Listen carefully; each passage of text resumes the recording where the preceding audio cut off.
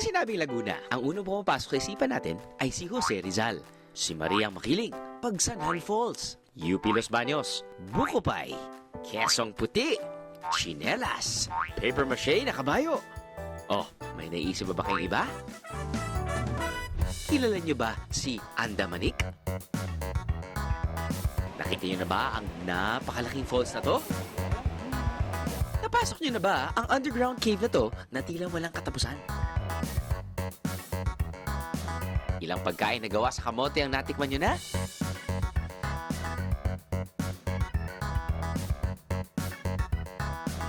Ang pandan dito, hindi nilalagay sa kanin, kundi ginagamit na material sa iba't ibang produkto. Alam niyo ba kung ano ang ibig sabihin ng Kapunya. Afri Paya. Yup, lahat ng to matatagpuan din sa, you guessed it right, Laguna. Ano, sama ka sa biyahe ko?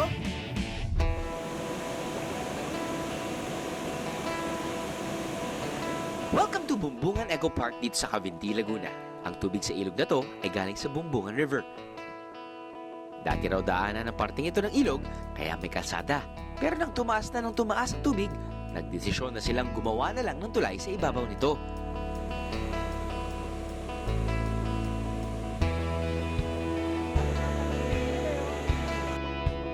Dahil na rin sa agos sa tubig, naging isa sa mga tourist attraction ng probinsya ang lugar na to.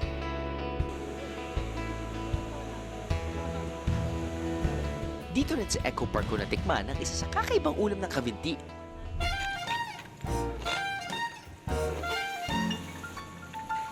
Minana pa raw ng mga taga-Cavinti sa kanilang mga ninuno ang putahing ito na tila kamag-anak ng afritada.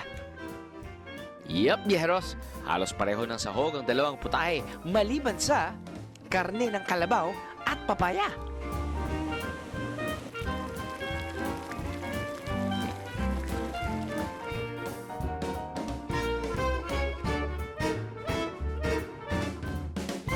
Ang pangalan niya ay malapit or sounds like afritada.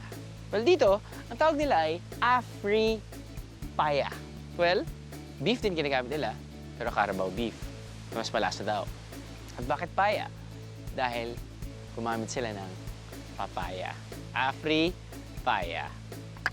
Dahil marami daw papaya dito. At pusa. Nung hindi pa dumating yung kanin, kala ko, spaghetti na may siling haba.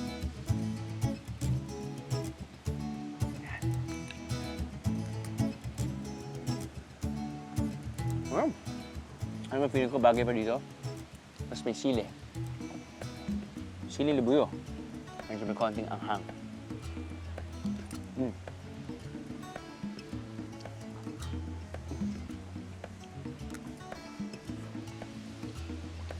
Pwede kong gawin sa bahay ito. Hali.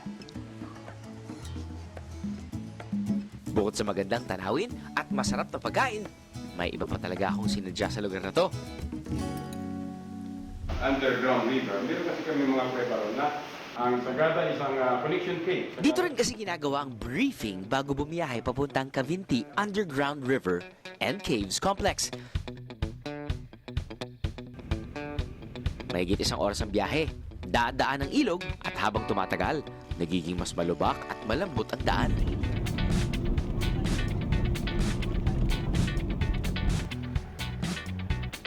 Kahit ang gamit naming 4x4 jeep, aba, nabalahaw din.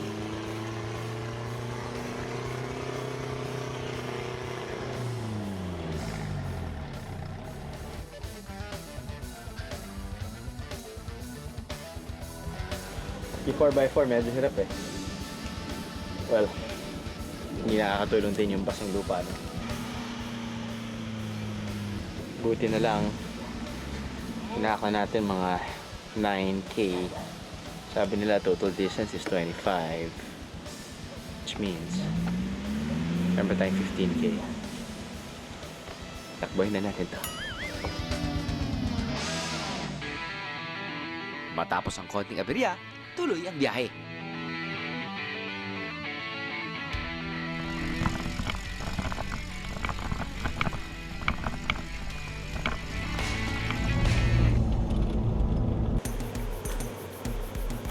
Konting lakad na lang daw ay mararating na natin ang bukana ng kuweba.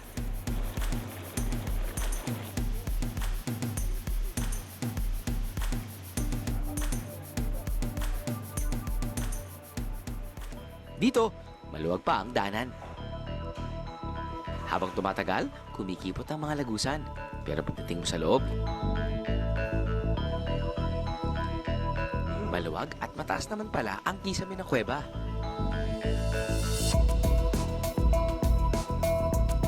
Ganitong with cave o basang kuweba na mayroong mga tumutulo. Almost 1 foot is 500 to 800 years bago siya bubuo. Ang stalactite, makikita rin natin sa kung malinis yung tumutulong tubig. Di ba, katulad nito, medyo brown siya. Medyo may halong putik yun.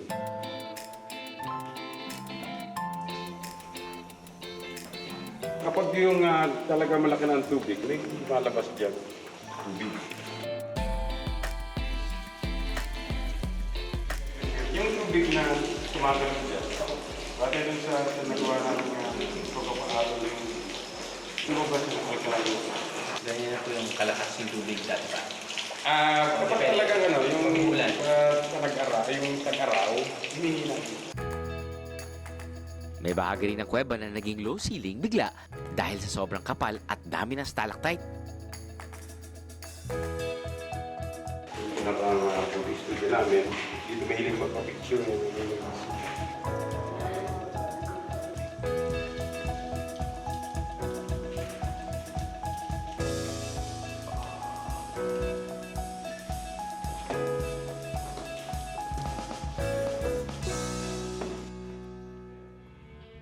Ang susunod ng parte ng kuweba ay may 200. Pwedeng gumapang sa masikip, pero ito yung parte. O maglakad sa kabila kung saan hanggang bewang ang tubig. Choose your own adventure ito.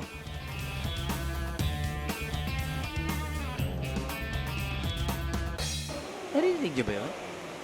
Teka, parang umulan na. Hindi ulan, kundi isang mini but mighty strong falls pa lang nandito.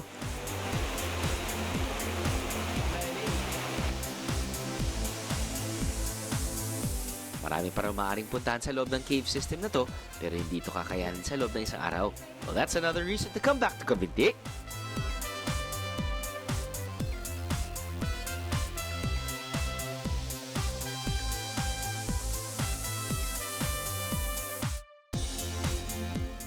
Sa ngayon, parang naamoy ko na ang lunch mula rito ah.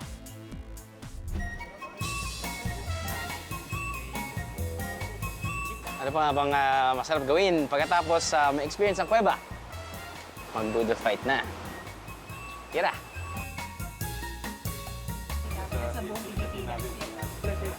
Sorry. Ayun na kayo. Parang pambudol.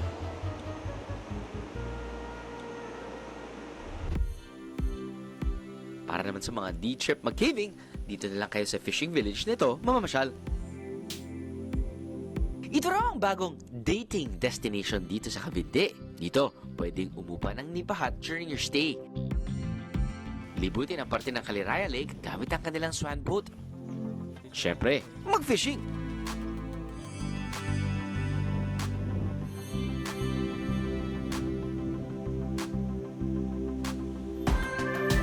Para naman sa gusto ng peace and quiet, why don't you visit the Japanese Garden?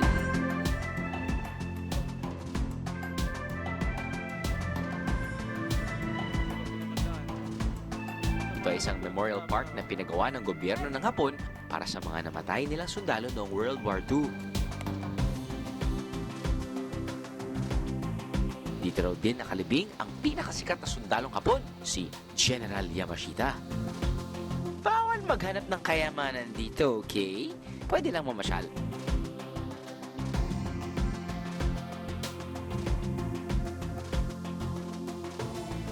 Maaari ring akyatin ang hagdan na to na binubuo ng 100 steps para makita ang halos kabuuan ng Caliraya Lake.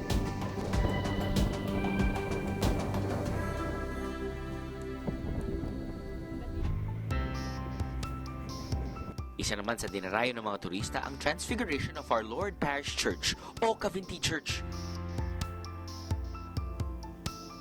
Ayon sa mga kwento, dito itinayo ang simbahan dahil may magkapatid noon na nakita ang imahe ng El Salvador del Mundo o Divine Savior of the World dito. Ang unang simbahan ay itinayo noong 1619, samantala ang kasulukuyang simbahan naman ay natapos noong 1834.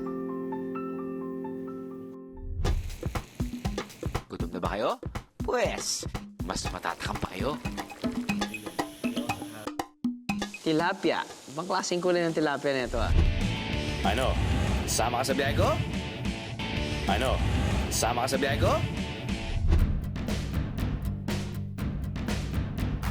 Para sa mga grupo na naghahanap ng lugar para makapag-bonding, then Caliraya Mountain Lake Resort is perfect for you.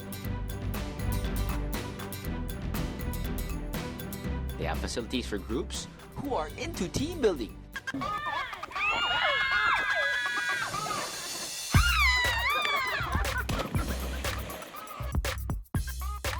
Tulad na lang ng obstacle course that'll surely bring out the team spirit and camaraderie in your group.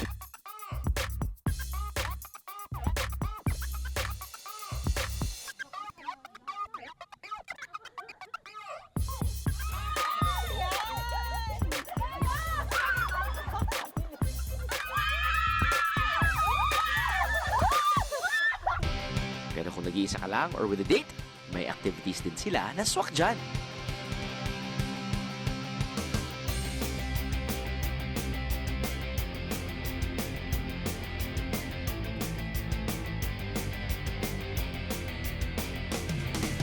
Pwede mag-zipline.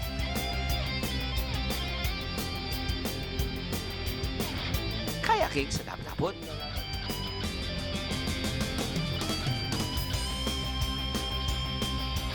O magpalipas oras kasama ng mga pato.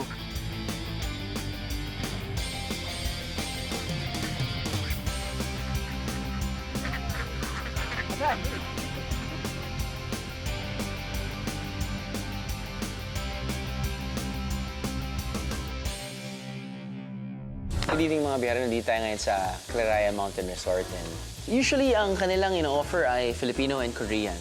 They also have Korean customers. Maraming nag-golf dito ng mga Koreano. Pero yung mga Pilipino, syempre nandiyan yung mga Filipino comfort food. You have crispy pata, you have pinakbet, you have sisig. At dahil nga yung lake nandiyan lang, meron tayong mga freshwater fishes katulad ng tilapia. Ibang klaseng kulay ng tilapia na ito, ah. But we also have pangasius or cream dory. And yung cream dory na niluluto ni Kuya ngayon, I guess Korean style ba yan, Kuya? Parang ganun. And usually, di ba, that's a style of cooking ng mga Koreano. And also even mga Japanese. You can actually cook it yourself. Or syempre, you can just ask them to cook it for you. But for me, parang okay din na, sige, luto ka lang dyan, tapos usap-usap ka sa mga kaibigan mo, pamilya mo. We shall try our Filipino favorites. You really can't go wrong with crispy pata, can you? Pag kumakain ka ng crispy pata, gumagamit ka ba ng utensils? Hindi!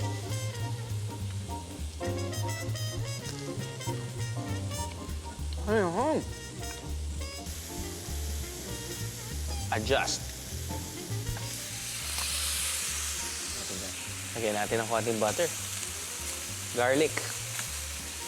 Lagyan natin rin, baka mag-work eh.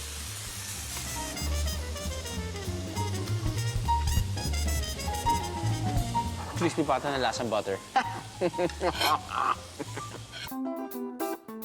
Pinakbet. Thank you. Natin luto ni Kuya. Pressure, pressure.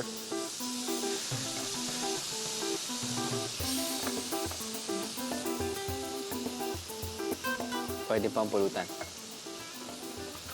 Eh, mukha naman halos na kinakain natin, pampulutan eh. Mukha natin yung sisig.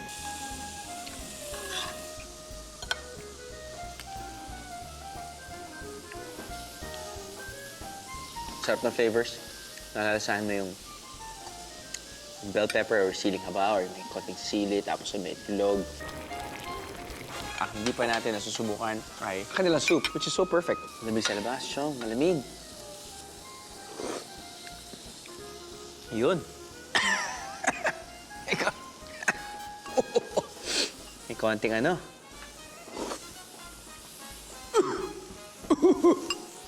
Yun yung hinahanap ng katawan ko.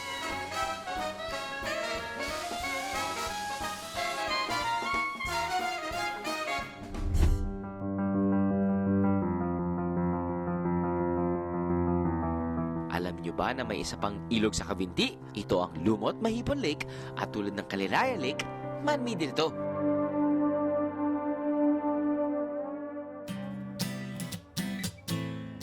Bukod sa kamote, ang isa pang halamang sikat sa parting ito ng Laguna ay ang pandan. Yup, pandan po ang naglalakihang pulong ito. At si tatay ay nag-aakit ng pandan para gawing raw material sa isa pang produkto dito sa Laguna.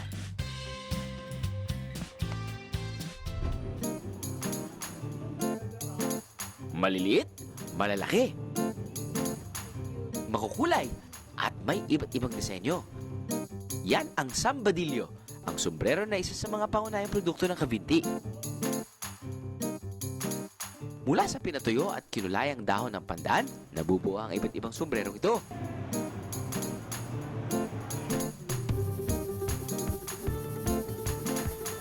Ito raw ang madalas na pinagkukunan ng pangkabuhayan ng mga kababaihan dito sa Cavinti.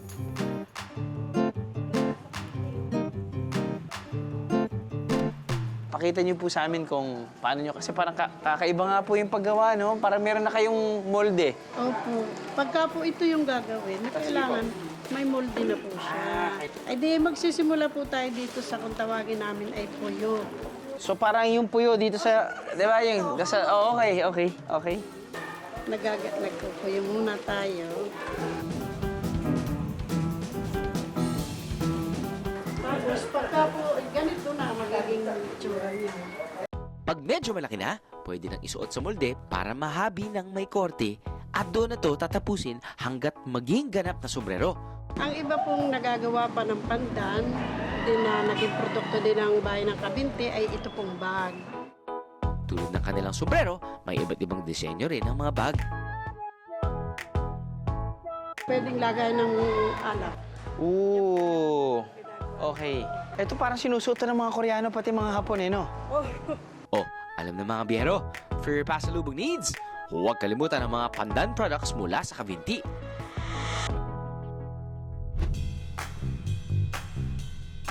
Ilang minuto lang mula sa Cavinti, mararating na ang Barangay San Salvador ng Louisiana, Laguna.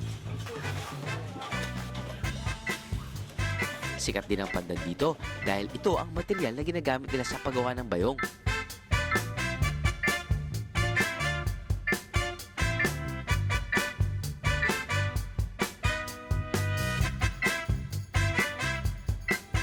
Pero hindi lang daw yan ang ipinagmamalaki ng San Salvador. Ang tunay nilang likas na yaman ay nakatago raw sa gubat.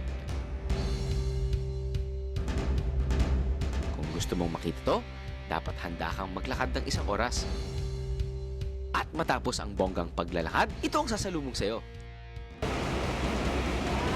Sa Katutak na Falls.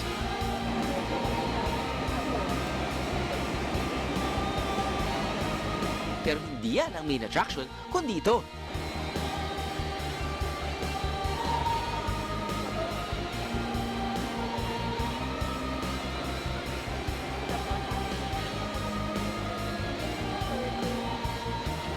Ang Hulugan Falls, 70 meters tall at kahit saan ka pumuesto, siyak, basang-basa ka. Kung dito ka maliligo, hindi masahe, para ka sigurong binabato ka ng agos. Ano ang nasa itaas ng Hulugan Falls? Siyempre, inalam din namin. Yup, 2 more falls for you to enjoy. Dito, hindi ganun kalakas ang talsik ng tubig dahil mababa lang ang mga to. Sana nga mapanatili ang kaayusan at kalinisan ng mga falls na to. Kaya pag bumisita kayo, alam na, #BeAHero.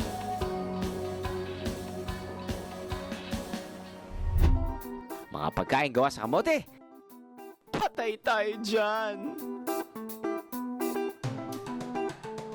Yan yung tinatawag nilang kapunya. Bakit kapunya? Kamoteng kahoy, puto, at, you guessed it right, pinya. Interesting, no? At bakit nga ba ang mahal ng telang ito? 12,000! Ano? Sama ka sa biyahe ko? Ano? Sama ka sa biyahe ko? Mula Cavinti, Laguna, maaari na rin mamasyal sa mga katabing munisipyo ng probinsya tulad ng Kalayaan. Sikat naman ang lugar na to dahil sa kanilang pangunahing produkto, ang kamoting kahoy. Katunayan, tuwing buwan ng Marso, ipinagdiriwang nila ang pista ng kamoting kahoy. Dito hinihikayat nila ang mga taga-Kalayaan na gumawa ng mga bagong putahe o pagkain na ang pangunahing sahog ay kamoting kahoy. At yan na nga ang inihain sa akin ng mga taga-Kalayaan. You think it's potato salad? It looks like potato salad, pero yung patatas ay pinilitan ng kamoting kahoy. Tulad ng pangkaraniwan potato salad, nariyan ang mga nakasanayan na nating sahog. Ang putaheng ito ang nanalo ng first prize sa kanilang taunang paligsahan. Eto, nako, interesting. Dahil pinaghalo yan ng 3 main ingredients. Kaya yung tinatawag nilang kapunya.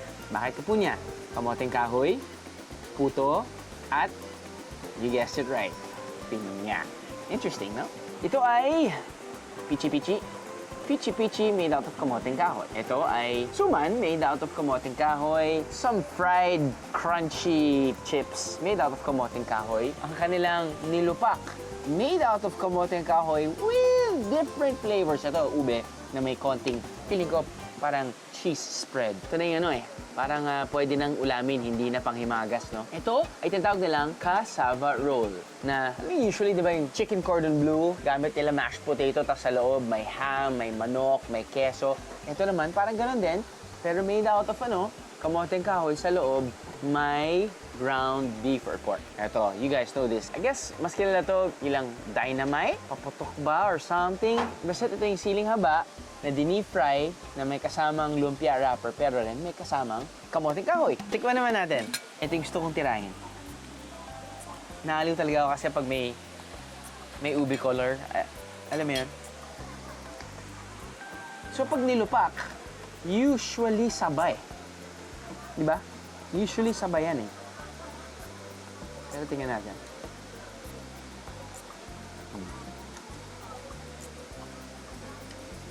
Nice. Nice texture. Really nice texture.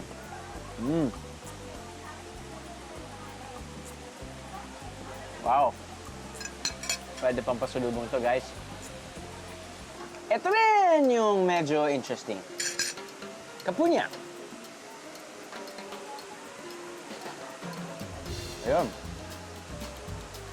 Naturally, manggagaling yung tamis sa pinya.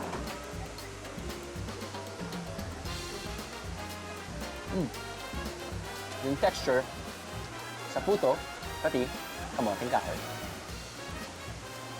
Diba sa buong Pilipinas naman, yun yung ginagamit nila. It's either malagkit na kanin, niyog, tapos yun sasama nilang prutas. Pero this is my first time to actually taste and experience this type of collaboration. Not bad at all. Ito ay suman na gawa sa kamoting kahoy. At ang suman na to, meron daw surprise. Yan. Aha! May bukayo pala. Yun naman pala yung surprise factor. Tingnan natin. Siyempre, pag may bukayo, may tamis na. Yeah. Alright. And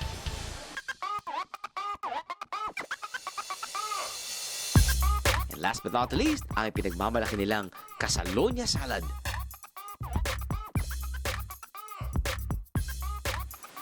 Siyempre, kamoting kahoy naman, wala siyang strong taste no? So kahit pa paano, no, overpower siya ng mayonnaise, other fruits or other ingredients sa kasama, but I guess kamoting kahoy kasi is more affordable than potato. Sana gumawa na sila ng kamoting kahoy fries. Pwede niya. Or mashed kamoting kahoy. Nilupak na siguro yan. Ay,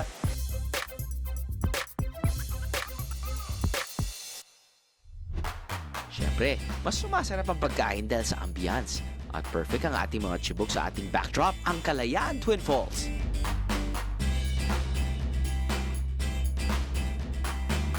Pagpasok dito, agad kang sasalubungin ng malamig na hangin mula sa falls. Ang tubig dumadaloy patungo sa isang malaking swimming pool.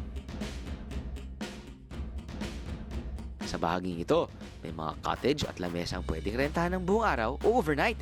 Pero ang Twin Falls, kailangan pang umakyat sa taas para makita to.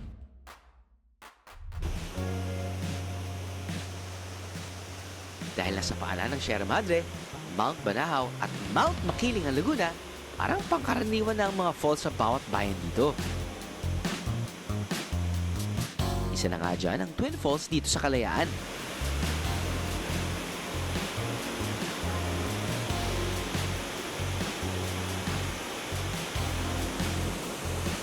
Sa parting ito ng resort, napanatili ang simple kagandahan ng lugar. Lagi kasing ipinapaalala ng pamunuan na sana ay tumulong ang mga bisita sa kanilang adikain. #BeAHero Viajeros. Halos kasunod naman ng bayan ng Kalayaan ang Lumban, ang tinuguriang embroidery capital of the Philippines. Siyempre, hinanap ko ang pinakamagaling na bordadera sa bayan ng Lumban.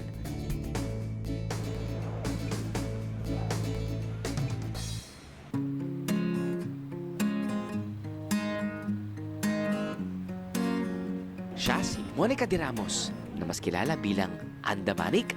Panahon pa ng hapon, 7 taong gulang pa lamang siya noon nang matuto siyang magburda. Nakikita ko na ang hirap ng buhay. Kaya yung kahit ako'y pumapasok ako sa eskwela, paggabi ako'y nananahi, tumutulong ako doon sa mga kapatid kong mga babae. Ang kwento ng buhay at pag-ibig ni Andamanik at asawa niyang si Anda Filimon ay naipalabas na sa TV show na Wagas. Yahoo!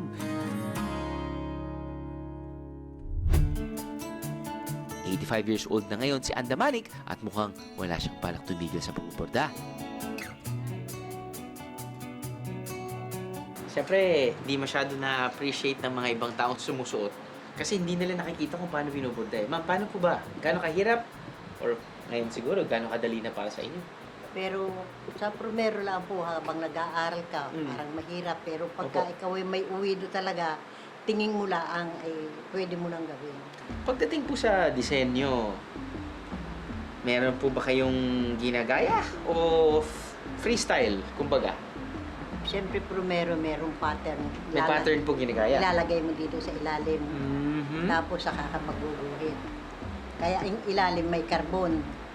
Pagkatapos ng design, lalagyan mo pa yun ng, kung tawagin dito sa amin, bituka. Bituka? Bituka. Para tumambok. Para tumambok na ganito, lalagyan mo ng palaman sa loob. Peanut butter po ba?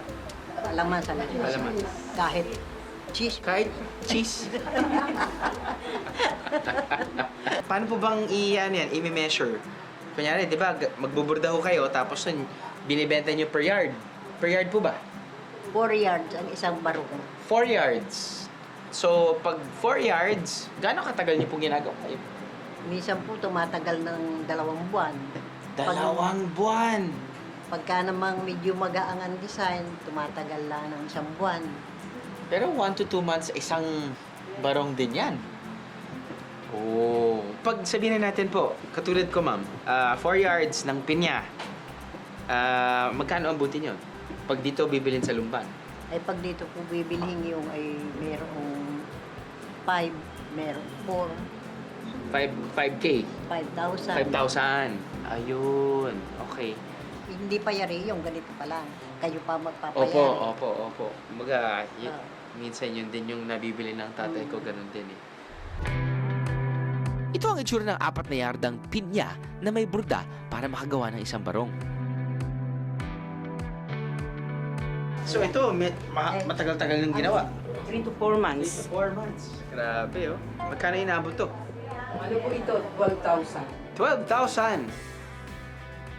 Pero kung susuriin itong mabuti, halos tad-tad ng burda ang buong tela, kaya ito mahal. Parang may suot kang masterpiece. Magandang investment.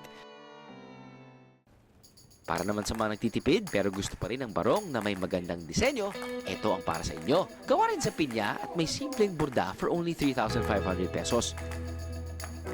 Hindi na po dito, no? Maari ring bumili rito ng mga ready-to-wear barong, terno o kimona at kung ano-ano pang palamuti sa bahay. Kimona. Kwento ni Andamanik, sila raw ang supplier ng isang sikat na Filipino designer. Kaya kung tutusin, mas mura ang tela kung sa kanila mismo ibili. Mas maganda nang bumili sila dito kaysa... Siyempre po, kanang dito ay medyo mura. Pag ganito kamahal ang barong, paano kaya ito mapapanatiling maganda at maayos? Ito ang tip ni Andamanik. Ang barong naman, ang nadudumihan lang yung kwelyo. Yung kwelyo. Oo.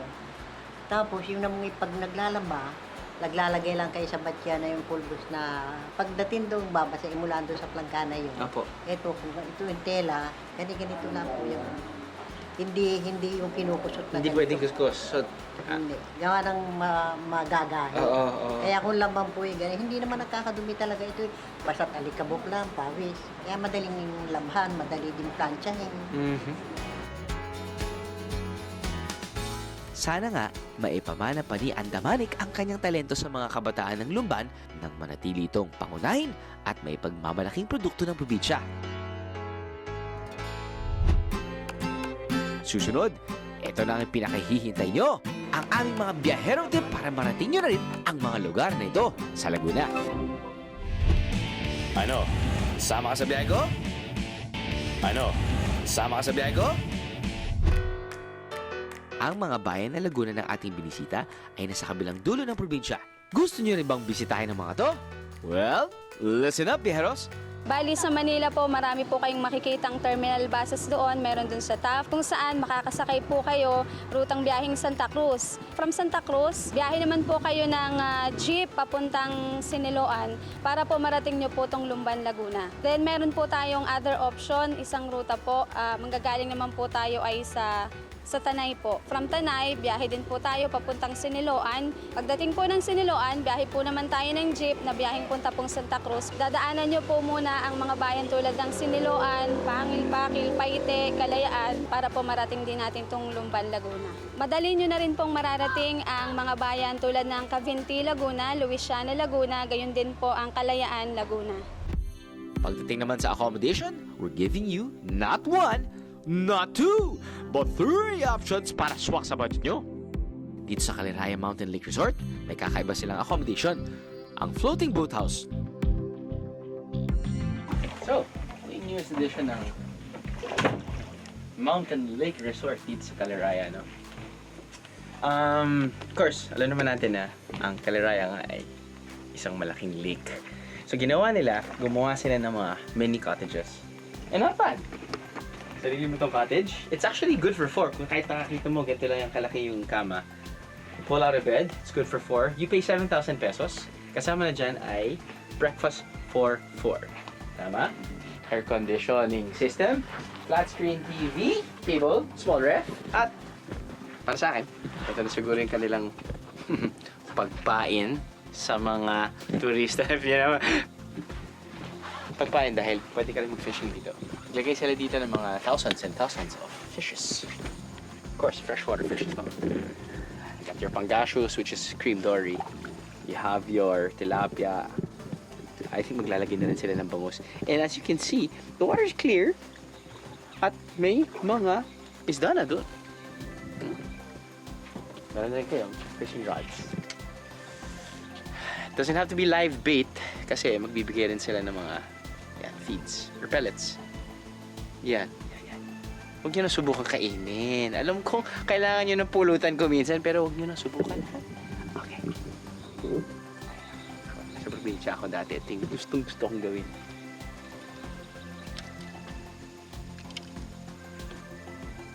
Ito nakakatawa. Hindi ko naman kailangan malayo pa. Nandito na nga yung isda, no? So, gawin ko. Yan na. Click back. Relax. Just wait. Teka na kami yan.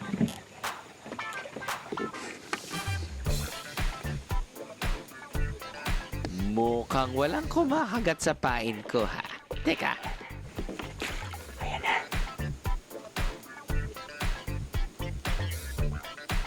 Daming isda. Wala akong makuha.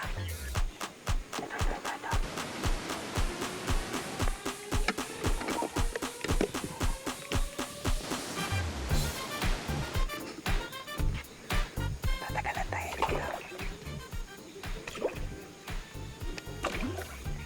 Ayan, daming isda. Daming isda. Baka nag-whisper. Well, you'll have plenty of time for fishing kung dito kayo titira. Good luck! Para mas feel nyo ang camping mode, inihiwalay nila ang banyo. Huwag mag-alala. Hindi ito common bathroom. Ang bawat boathouse ay may sariling banyo. Meron din itong hot and cold shower. Kung di nyo type matulog sa may ilog, meron din naman silang room sa clubhouse.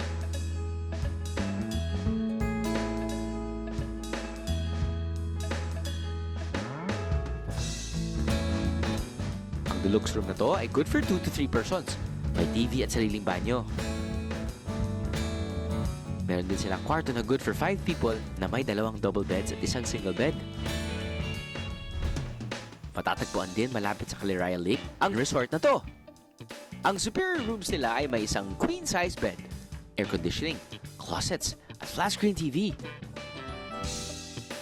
Malawag at swak na swak naman para sa 4 na tao ang kanilang premium rooms na may 2 queen-size beds.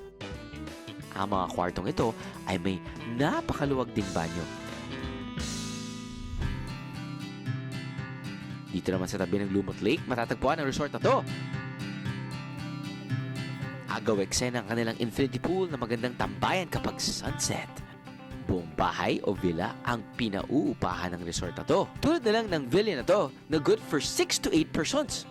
Sa unang palapag, makikita ang sala na may 2 sofa bed, kusina at banyo. Maaaring magdala o magluto ng pagkain ng mga bisita. Sa second floor, may isang kwarto na may 2 queen-size beds at 2 single beds. Nandito rin ang pangalawang banyo ng villa. Para naman sa solo travelers or couples, pwede kayo rito sa kanilang kabana. Meron itong covered balcony malapit sa ilog. Sa loob, may isang queen-size bed, cabinet, mini ref at sariling banyo na may shower. O ha? You know what? Laguna is a destination most Manileños dismiss when they travel. Pag sinabing Laguna, feeling nyo, been there, done that. Yeah? Pero as you can see, Laguna has a lot to offer. Sa sobrang laki ng probinsya, I bet marami pang ibang tourist attractions just waiting to be discovered. Malay nyo, sa susunod nyong pagbisita, may iba rin kayo matuklasan. Sabi nga ng isang sikat na manunulat, and I quote, "One's destination is never a place, but a new way of seeing things." Oh, ano pa hinihintay nyo? Biyahe na sa Laguna.